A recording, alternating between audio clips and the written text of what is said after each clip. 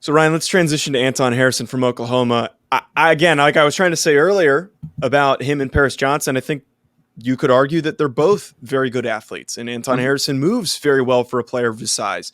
He's a tricky evaluation because the Oklahoma offense doesn't really ask him to fully kick set, fully go through his pass pro. A lot of times Dylan Gabriel was getting the ball out really quickly, so you didn't get the full scope of what he's totally capable of. But here's where I stand with him. Traits are great.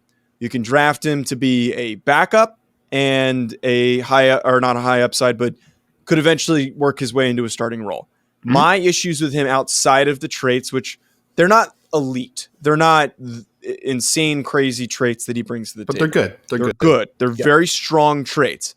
I noticed a lot of inconsistencies in his awareness, his technique, his hand placement, and frankly, his overall effort. I felt like there were a good amount of reps where I'm watching him and he's kind of tapering off in terms of his interest in what's going on during a play.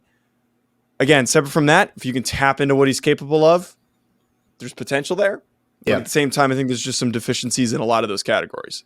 I will say this. Anton Harrison was a lot better in 2022 than what I saw in 2021. I was not in on 2021 film, man. Like, because you could see it, Joe, right? Like, he does have unteachables. He has stuff to work with. I think he has good length. Yes. Not quite as good as Paris Johnson Jr., but good length.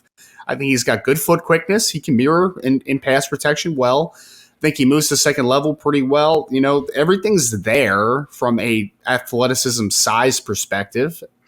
My biggest quarrel with him is I thought the play strength was pretty below average, man. Like, I think that the hand strength is decent, so it's a little bit odd. I think that when he gets a good position with his hands and he's able to get a good strike, I do think that he has some displacement power. I really do.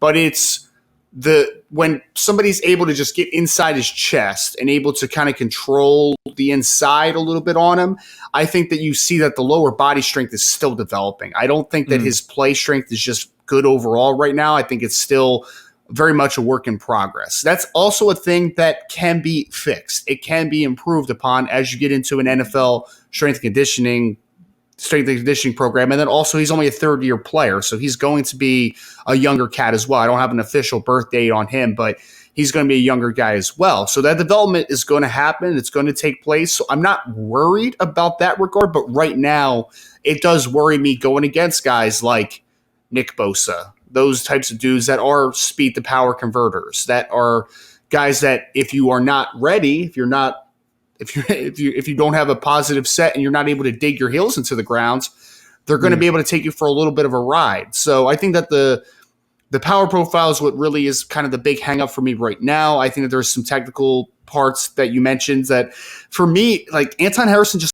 always looks rushed. You know, everything looks like it's kind of going fast for him at times. And that worries me a little bit for a guy that I do consider a good athlete, because at some point the game needs to slow down a little bit. I just don't think it's fully slowed down for him. I think it's slowed down tremendously from 2021 to 2022, but it still needs to take a next step. But the power profile for me is the biggest hang up. I want to buy into him. I see the traits. I can see the developmental path for him to be in a starting offensive tackle at the next level. But I'd be lying if I didn't say that the power profile did worry me a little bit. Power profile definitely stood out. The other thing, if you see this for an offensive lineman, folks, this is a little bit of a problem. Multiple plays. Didn't just happen once. Multiple plays. I saw him like working on a rep, and then he'd spin around, like turn his back to the play, like he's doing like a spin in the middle of the play because he's just kind of gets moved that way. And he's also like I don't know a single offensive line coach that coaches that. There's not a single guy that coaches stuff like that. So to see him not having an awareness of where he is, how he's supposed to act on the field and move on the field, like there's concern there. Like that's very low level. I guess I call that technique. I don't even know what to call that. Like, how would you describe being that out of place that you're spinning as an offensive lineman? It's not being comfortable. Like it's nothing to do with technique. Like I think Bietabach is the offensive line coach for Oklahoma. Like, and he's a respected guy. Like he's not teaching that in practice. You know, it's just I think it goes into the conversation piece though, Joe. I honestly do think it does. That Anton Harrison I don't think is a very comfortable player all the time because I think the game's moving a little quickly for him. Like when the game moves fast, you do things out of your technique a lot. And that's something that's like out of the realm of the technique. No one taught him to do that. It's just that he's a little rushed at points. So maybe the game will slow down. And if it does, I think he'll be a good offensive tackle at the next level. But as of right now, the power profile and just the speed of the game are the question marks for him. They are. And we'll see if it improves. But because it's baseline traits. But I have a feeling, and I don't know if you agree with this, but I have a feeling that Anton Harrison might get overdrafted, which I don't think would be a great situation for him. He might get overdrafted, though. He might. He will. Yeah. So, Ryan, I try not to do a lot of comps when we do this show, but I think that this one has some value to it. We were talking about him earlier, and I brought him up earlier. In terms of a guy who had traits, lacked upper body strength, lacked technique, didn't really pan out, but was overdrafted and also considered to be a high upside player, I kind of see a little bit of Matt Pert here. What do you think? Joe, I liked Matt Pert coming out. I don't know if you liked Matt Pert, but I liked Matt Pert, man. Yeah, I mean, I can see some of the parallels to what your worries are, right? Like I can see the physical, I can see the power limitations right now. I can see the inconsistencies. Matt Pert was a stupid long dude, though, wasn't he? He had like 35-inch arms or something like that. But I can definitely see where you're coming out with that one. I can. Yeah. Okay. So here's what I got, though, for a draft projection to close this out here. I see him as a 3rd to 4th round pick. Again, there's upside.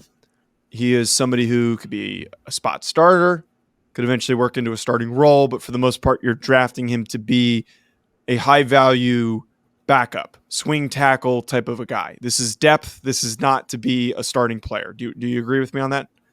I had a mid-3 on him, so we see him very similarly. I think that he's a guy that should go late day 2, and you have developmental potential, but at least he gives you some swing ability. I think that is what you would want out of Anton Harrison, but unfortunately, I think he goes a little bit higher, but we'll see.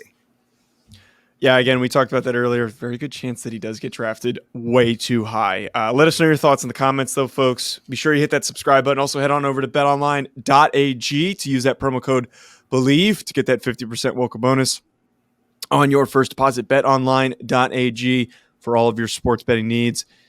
Subscribe at Joe DeLeone, at Rise and Draft. We'll be back with more next week. Enjoy your weekend, folks.